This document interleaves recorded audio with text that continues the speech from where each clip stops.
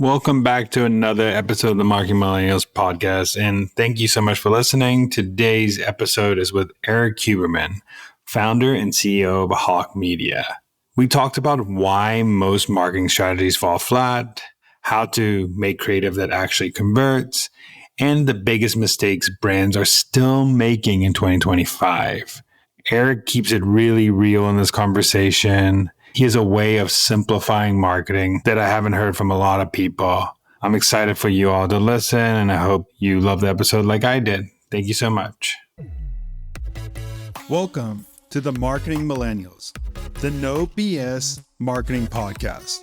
I'm Daniel Murray, and join me for unfiltered conversations with the brains behind marketing's coolest companies.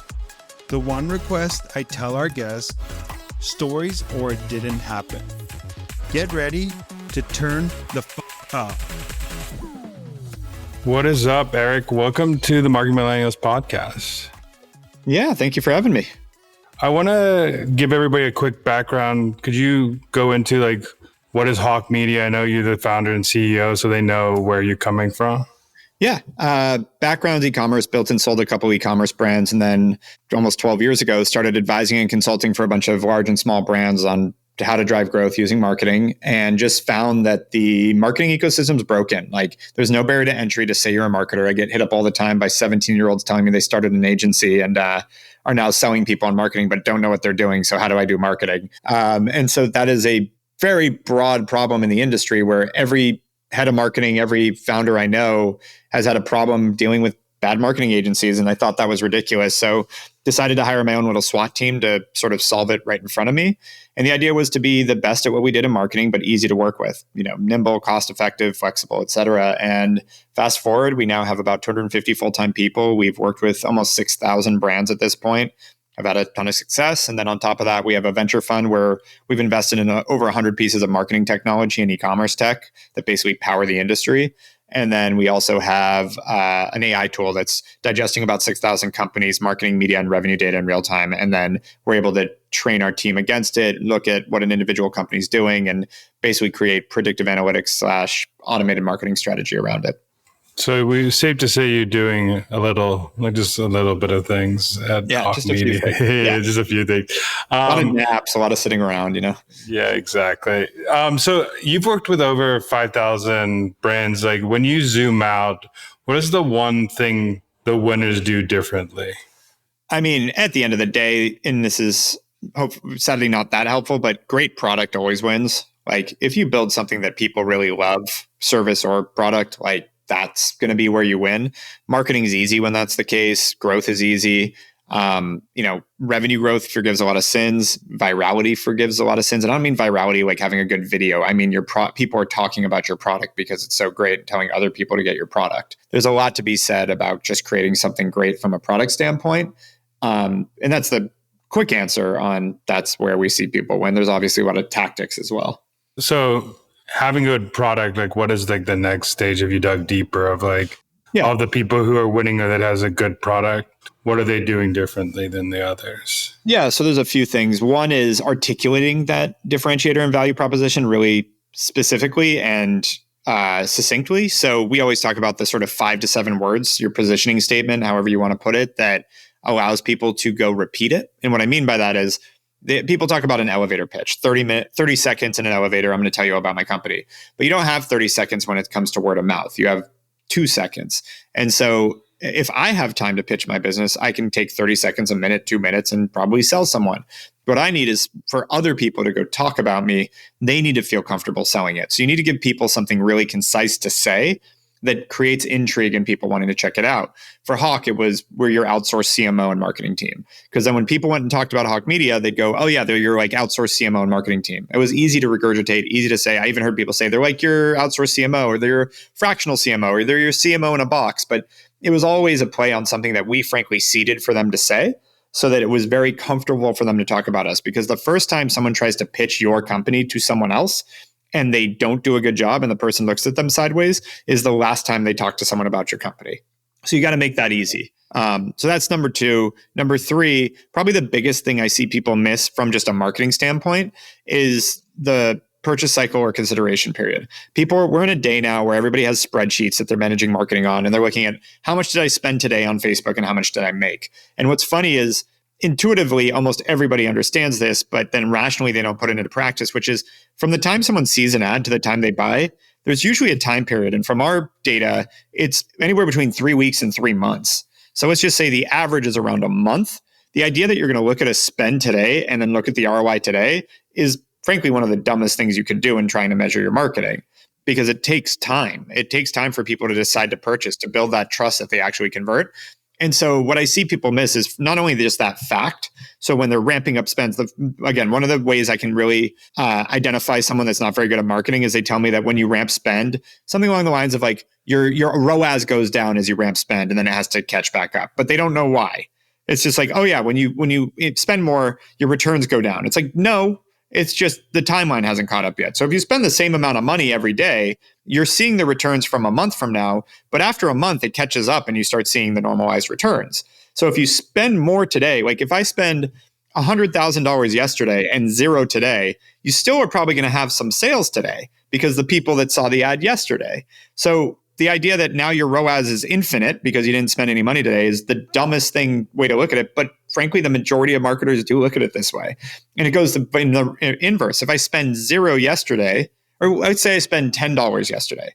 And so one customer comes in today that trickled in from yesterday, but then I spend $100,000 today. No, I didn't spend $100,000 to get a customer. It's going to take another, again, month to even see the half-life of that spend. So understanding how to measure that is super important. And then knowing that, all the things that you need to do during that month to help increase conversion, to help lower that time frame, things like email marketing, SMS, great content, et cetera, that get people along faster and more frequently. I also think like what you said at the beginning, that the 5 to 7 statement that you need to make, the positioning statement, I think people go into the tactic first and then they forget that part. And that's like the foundation of that tactic of like every ad should communicate somewhat of that message. And they go into running ads and they're like, why isn't this not working? I don't see results. But they haven't even nailed down their positioning before they even ran that $50,000, $100,000 ad. Yeah, it's exactly right. I always say, like, it's funny. We live in an agoraphobic world sort of post-pandemic that nobody wants to go out and talk to people. But at the end of the day, if you're starting a new company and you don't have that value proposition or sort of that statement nailed down yet, the best thing to do is to go try to sell people face to face and tell them about your product or service and see how they react. Because then you can start to gauge like, oh, that didn't work. Nobody gave a shit about what I was saying. You have to have EQ enough to like know that people aren't paying attention, like that they're glazing over when you're talking. But that's how I came up with your outsourced CMO, was just talking to people about what I was doing and seeing enough negative reactions to then identify when someone was like actually intrigued by it and going, oh, there it is. That's what I need to talk about. So I know this is like a touchy topic, but you said that, okay, it's 3 weeks to 3 months till a lot of people see a sale, but like most attribution models are like 1 day, 7 day, like 14 day, which goes against what you just said, that it takes like three months. So like, what is your advice to people, like when they set up like their tracking, their models to make sure like they capture the actual sales? Identify what your sales cycle is. Like, go actually look at what does it take. Don't just pull a number out of thin air because you think it's a best practice. Or frankly, the reason most tracking is 7 days now, it's because it's only what iOS allows to most of the platforms. They don't allow more than 7-day cookie windows. So that's why it's set at 7 days. You technologically can't, because Apple cut that off. So that's not because it's the best frame to look at. It's because that's what it's allowing. So you have to find other ways to track that, whether it's from the first point you collect an email address to when they convert, all sorts of other ways to track that. But you've got to build out better tracking than that, or you're going to cut off your nose to spite your face. Like, my favorite thing about people, like, again, it goes back to the same kind of ignorance with marketers where, and I blame marketers. I don't blame founders for this because they're not supposed to know this, but marketers are supposed to know this stuff, where when iOS 14 change happened and the tracking windows went from 28 days to 7, the idea that your Facebook performance went down versus just it went from 28 days to 7 is really fascinating to me. Like, yeah, there were some other nuances about the change that cut off certain strategies that maybe affected some companies from a performance standpoint. But most of the people that think their performance went down didn't have any performance drop at all. They just had a tracking problem and they didn't never fixed it. So you ended up with all these companies that think that like consumer behavior changed on Facebook because they changed a cookie window. Like, no, it didn't. All that changed was your ability to track it, which again affects some deeper tactics that were being done. But at the end of the day, Facebook's still just as effective. We have tons of companies scaling like crazy. You just have to do a better job tracking and optimizing it. What is your advice on that tracking part? So the 7-day window iOS doesn't allow, they dropped it from 28. Like what are you seeing the best companies do that are track? Besides, I say they figured out their sales cycle is 28 days or 31 days or something. Yeah, like I mean, there's other tracking platforms like Glue. There's doing your own data tracking, just ways to track your conversions aside from just hoping that Facebook is tracking it.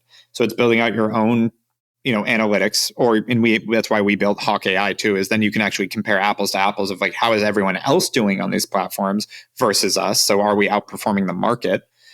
Because my view of it is like, if you're already outperforming the market on these platforms and it's not working, you need to fix your business, not change your marketing strategy.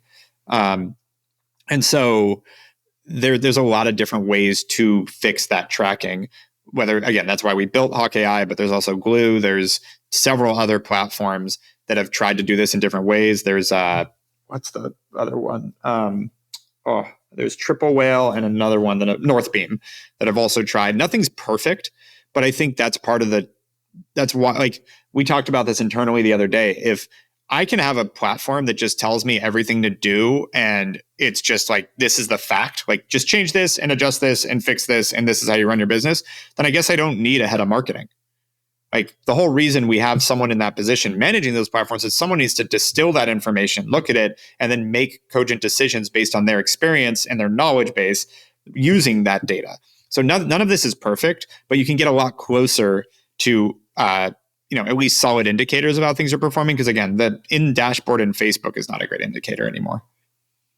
What is a growth tactic that you see over and over again that works long term, not only short term? So if I'm thinking like I want to have a long term play. Yeah, I mean, the scalable, repeatable stuff is still the same that it has been for 15 years. It's Google and Meta ads, maybe TikTok now, then email and SMS now to complement it, and a great website, and then a consistent quality content coming out from your brand so that you're establishing who you are and creating more of a connection with your audience. That is the core playbook. From there, you expand off of it. You incorporate influencers, you incorporate other sorts of third-party validation to create more trust around it. But like those pipes that we kind of call them, of like those basics, are necessity these days to compete. It's funny because I think marketers try to overcomplicate this process, but the way you're putting it is simple. Like, one, come up with that positioning statement. Two, here are like pretty much the pipes that you need. Here's the top of funnel, here's middle funnel to keep retention of that list, build that list. You have to have a good product if you want to win. Otherwise, you probably have a product problem if some of these things are broken, or a messaging problem. Those are like the two things. What do you think AI is coming into the picture? What is the biggest change that is in this growth problem? I mean, not a growth, like in a growth role. Yeah, it's sadly, it's anywhere you need an entry-level employee or an intern at this point. It was intern until about 6 months ago. Now it's really taking the job of entry-level employees. So data analytics work, like going and pulling data and aggregating it and putting it together in a report. Thought jogging. We use it as sort of like a, not prompt in the AI sense, but like for us to be like, what are some good ideas we could do here? Like, I love using AI as a little sidekick of like, even stupid stuff, just as an example of like, what should I get my friend for his 40th birthday? Here are all the things he's interested in. It wasn't perfect. It didn't give me like the thing, but it gave me some ideas that was like, oh, that's cool. I could take that this way. Like and I use that as an example because it's the same thing in marketing where it's like, here's the brand, here's the things it's doing, here's the target audience, here's the value proposition, blah, blah, blah. What do you think some good headlines could be? And it's not going to give you the headlines that you just like copy paste, but it's like, oh, I like that direction. It's like, it's just a thought partner that it can be on the creative side. And on the like on the more execution driven side and the more logical side, it can replace a lot. I mean, we've turned it into our analytics and reporting dashboard. It can help do a lot of the data mining you needed to do to get to an answer quicker so that you can focus on kind of the highest and best use. Goes back to, if you're not thinking critically and thinking about how do I then leverage this to do some creative things, there's no need for people anymore. You can just go automate the shit and call it a day. But in marketing, the challenge is to differentiate yourself, to stand out. And I don't mean that in a like scream as loud as you can, do the goofiest stunt that you can, but like, how do you actually get people's attention and keep it? Because that's the only way you're going to survive in a day like today. So you gave some of the pipes, and consistent content was one of the things you said. Like, what is your belief on like the organic side? Like how important is it now versus like it was like 10 years ago for brands to be playing in that field? Yeah. So when we talk about organic social, I think it's more of a checkbox because they've done so much to throttle your ability to reach that, other than YouTube Shorts and somewhat Instagram Reels, though not really. And then TikTok, you really don't go viral anymore. That being said, I think as a brand, once you've captured your audience, so it's not a top of the funnel strategy. It's actually the best way to put it. It's a mid funnel strategy. You need to be a media destination for the people that are interested in your brand. That's how you continue to build trust, how you continue to keep them as a customer. That's how you build a solid foundation, because they're not just going to buy shit from you every day. Like, and even if they are, that's very transactional. They need to really be engaged with who you are, what you're about, who you are as a company. And the way to do that is through consistent content. And I believe that with AI automating all the other performance shit and other automating, I'm not saying it's done now, but let's say in the next few years, a lot of the math equations that are done by people are going to be gone and all the optimization will be able to happen automatically. Then what really matters and how you differentiate will be your content and your sort of assets, your collateral that's being used and all that. And that's where I don't believe AI is going to replace for a very long time. I think it's going to be too duplicative and it's going to look a lot of the same because it's going to be taking the same thesis around all of this.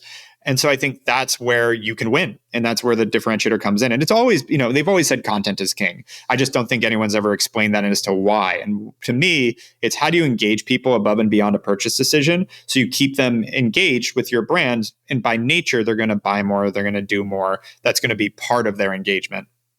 You said something interesting, like AI is going to get really good at, and it's already getting really good at like telling you where to put your money, like optimizing, like things that used to be like the advantage probably 5-10 years ago of like targeting, where should I put my money, AI could do now. What's the best way to win in the creative like space? Like, what are you thinking about? Like, what is your recommendation for like how much budget should be dedicated to just like making great creative versus spending on these platforms? Yeah, I think that's a hard one to answer because I don't think great creative doesn't necessarily need to be high budget. The best creative out there sometimes is not expensive. So budget wise, that's a really hard one to answer just, generically off the cuff. I always say you should take about 10% of your budget and be investing in more high risk, high reward marketing, like going viral kind of stuff, stunts, things that are not necessarily scalable, but could give you a sugar rush, while 90% goes to that scalable, repeatable side. So that part I can answer. But in terms of content, how do you create great content? I mean, that's the challenge. That's where being a good marketer is important. There isn't a straight answer to that. It's what really understanding the customer and what's going to compel them to want to engage in your business more. And what are they looking for? And one of my favorite things, sort of the lens to put things through, is what is the value proposition of your business and how do you create content that also serves that value? So you reinforce the fact that you're the destination to serve that value. So easy example, if you're a running shoe company and people are, buying my running shoes because they want to get out and go running and get in shape, I should be giving them all sorts of tips on how to go out and go run and how to get in shape. Like, just how do I serve that value proposition with content as much as I am with my product?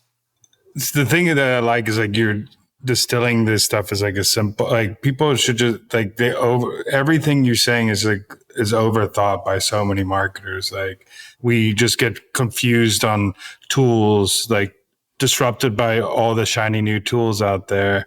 But really, like if you have these fundamentals down, you can easily win.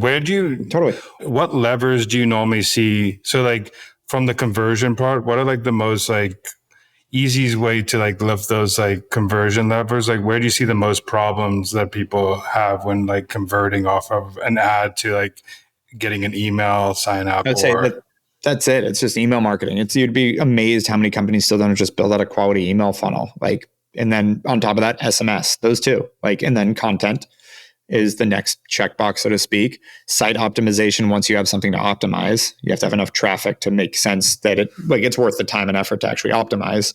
And those are the things. I mean, again, I think that is sort of our ethos. And I think the problem with the marketing world is it's not that complicated. It shouldn't be. It is actually pretty straightforward. It's all based on human psychology and human behavior. And unless you're personally a really awkward different human being, generally you can kind of get the vibe of like, yeah, how do people reach me and get me interested in something? If I see an ad for something, do I really buy it every time right away? Like I just bought a pair of running shoes, or not running shoes, but like sneakers from On, which I've been seeing their brand everywhere for a few years before I went to a site and was like looking for a pair of something that fit. And I wanted a certain color sneaker. And I was like, oh, On. Yeah, I've heard they're good because I had friends that have it. I've seen ads for it. I've seen content about them. I've seen runners running in them, blah, blah, blah, blah, blah. And I was like, okay, time to try these out. But it took 2 years for me to buy a pair of shoes there. Whereas if they were running their Facebook ads, they would have thought if they served me an ad, it would have been a complete failure on the spreadsheet. What is your definition of like how to build the brand side of the picture? Like, because a lot of the stuff they do great brand plays. Like, what should people can consider besides like these like Facebook, Google? Like, I mean, you could do brand plays on those channels too, but what are some brand moves that people should think to invest long term? Brand to me is just synonymous with trust. Like that's what that means is, early on in a business, it's about third-party validation. So it's getting PR, it's influencers, it's celebrity endorsements, it's testimonials, reviews. And then frankly, content really plays into brand too, because it's allowing me to understand what you're about as a company. And originally the third party side is you borrowing trust from other parties to kind of lend to your brand because nobody trusts you yet. And then really the biggest thing is just consistency.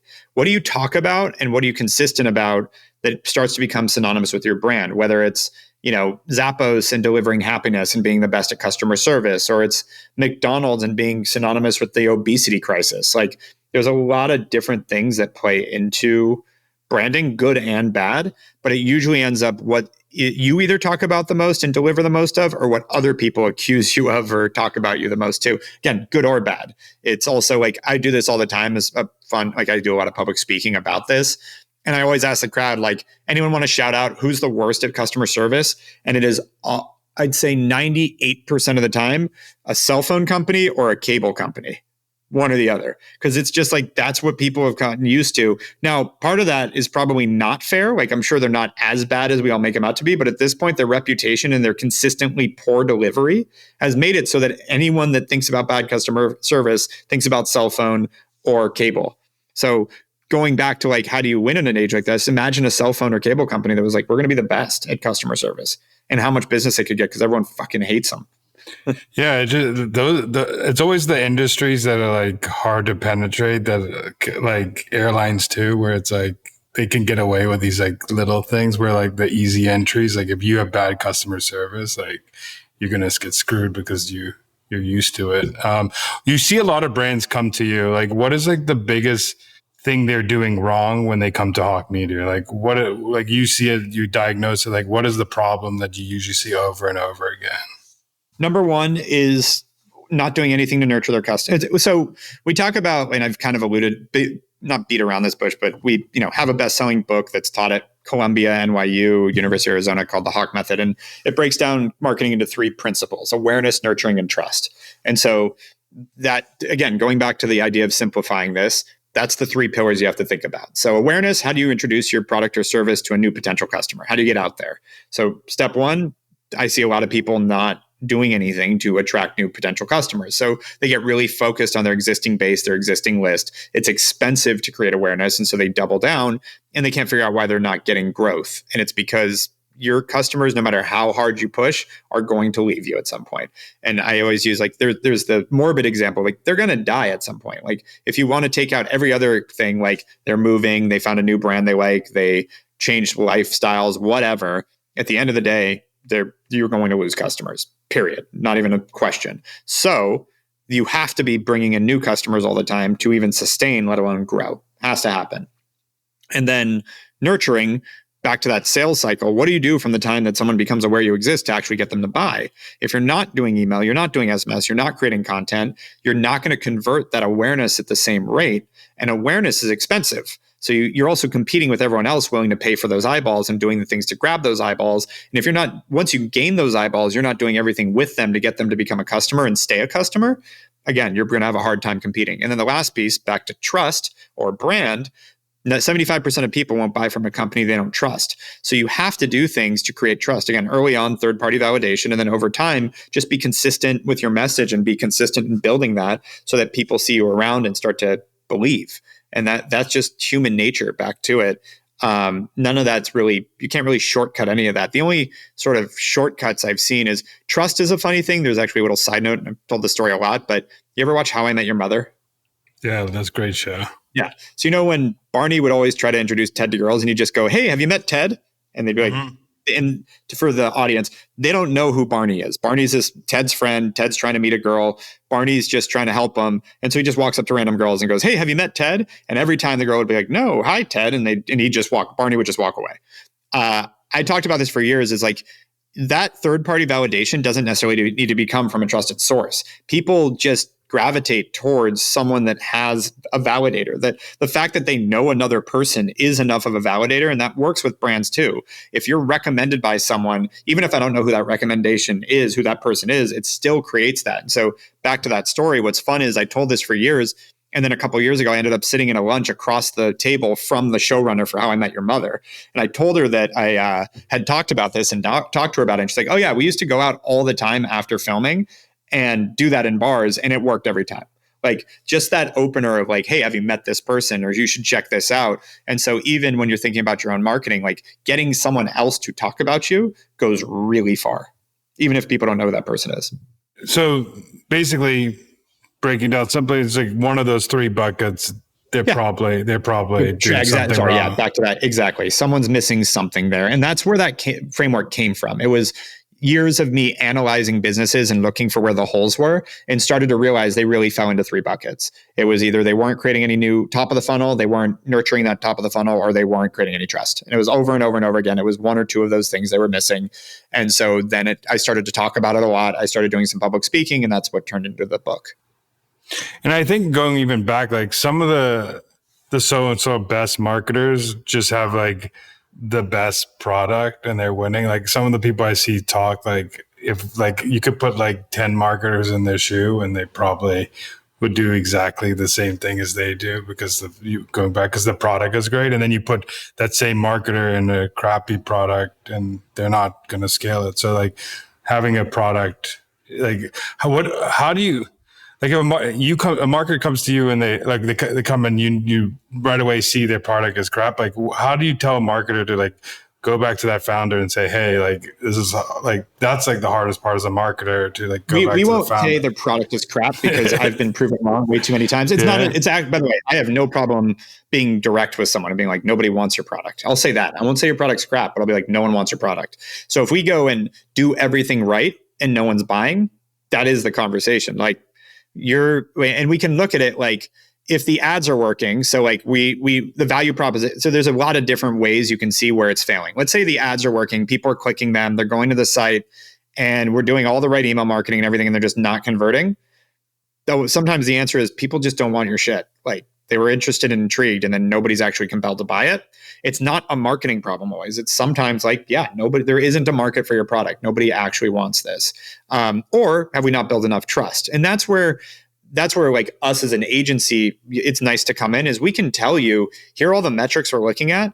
Like the problem is you're getting all the traffic at the right expense, but it's not converting. And we're doing all the things we normally do that build the trust and do all the, and nurture these things that should be working. It might just be the product. And so those are things that you struggle with especially when it's early on and you haven't had product market fit. Once you have product market fit and you see that things are, able to work, then it's just about finding the right early adopters to start buying the thing. But early on, that is what startups are about. You got to go see if there's actually a product market fit for what you're doing. And so again, I wouldn't call it a shitty product because there's products that, again, I'm blown away anybody wanted to buy, but did really well. And so it's more just finding, is there a market for your product? And are there people that will value this? And that's hard in the beginning. That's, one of the most challenging parts of being a marketer is differentiating between, are we doing the right things from a marketing standpoint? And is the product being well received? I want to go back to one thing you said that, you have Hawke AI benchmarking.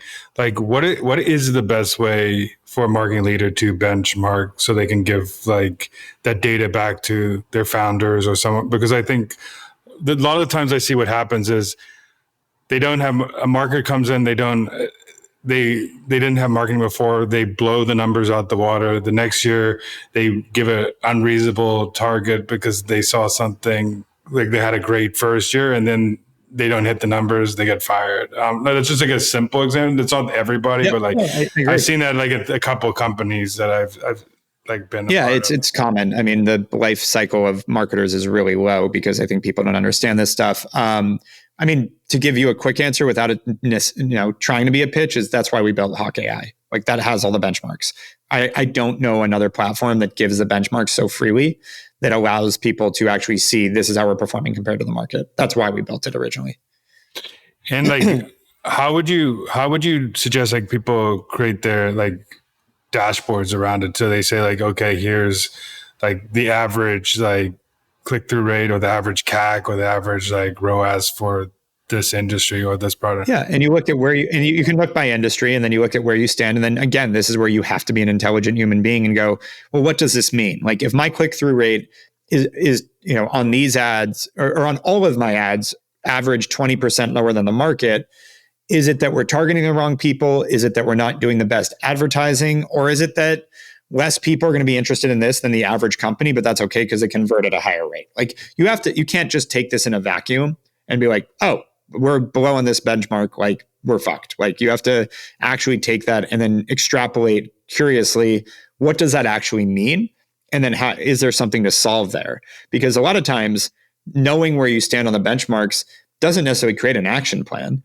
Because like, again, let's say your ads have a 20% higher than market conversion rate. Does that mean that you've nailed it out of the park with your creative? Or does it mean that you've just got a way more interesting product that people want? Have you timed the market so well that you've got, lightning in a bottle and you should dump more money into it, which generally is the answer. It's like if you're seeing way more action than anybody else is, it sounds like it's time to, grab the bull by the horns and go and try to grow your business, and strike while the iron's hot. A lot of cliches there, but that is what this creates, is just that other view, because what we deal with is similar to what you just said. I knock it out of the park last year, and now maybe my performance is down 10% year over year. So like I had I was getting 8 times my money last year on my advertising. Now I'm getting 7 times. Did I do something wrong? Did the market change? Did the click-through rates change? Like knowing all those helps you make better decisions, but you still got to have critical thinking and think it through. And like things like, for example, market changing, for example, you said, we talked about at the beginning that the 3 to 6 months window. So do you think a lot of problems happen where, okay, founders or someone gets freaked out that like the economy is going to go down, they stop spending a little bit, they wonder why, like when they start picking up back spending right now, they're not getting results, but really like those tail end conversions are like trickling off because they pulled back advertising and pulled back all that stuff. Like I see that all the time where like, and you also losing all that brand awareness that you built up for doing advertising for 6 months too. So it's just a kind of a death loop a little bit to kind of, it will take you 3 to 6 more months to ramp up again if you just pull back so fast when the economy is bad, unless your business is going down. That's obviously. Yep. Last question I have for you is, what is a marketing hill you would die on? Marketing hill I would die on. I would literally what I said about the basics of marketing. I know that is true as true can be. So probably the Hawke method. I would say, without being that morbid, I pretty much I'm putting my life's work into it. So I am dying on it. Which I like is like the method doesn't necessarily say like right now, like you said, Google, Meta, maybe TikTok is maybe the best like awareness play or Yeah, figuring out where to do those things is a whole different conversation, yeah. but those principles hold true. And the book does talk about the individual tactics of like what channels live in what and like why you would pick Google over Meta, over TikTok, over Snapchat or whatever. That's a different conversation. But overall, I don't think that'll ever change of like, getting customers, nurturing customers, building trust is going to ever change.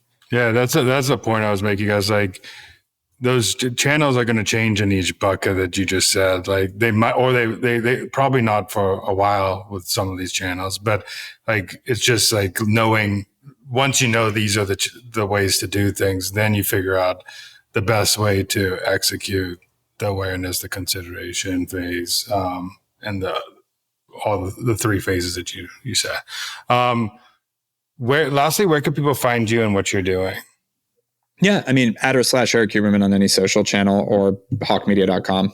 Super easy to find. Cool. Well, thank you so much for coming on. I really appreciate it. Absolutely, man. Talk soon. Thanks so much for listening. Keep tuning in to hear more great insights from the coolest marketers from around the world. If you haven't already, make sure to subscribe and follow the Marketing Millennials podcast on Apple Podcasts, Spotify, YouTube, or wherever you get your podcasts. And if you like what you hear, I would greatly appreciate you giving us a 5-star rating. It helps bring more marketers into our community.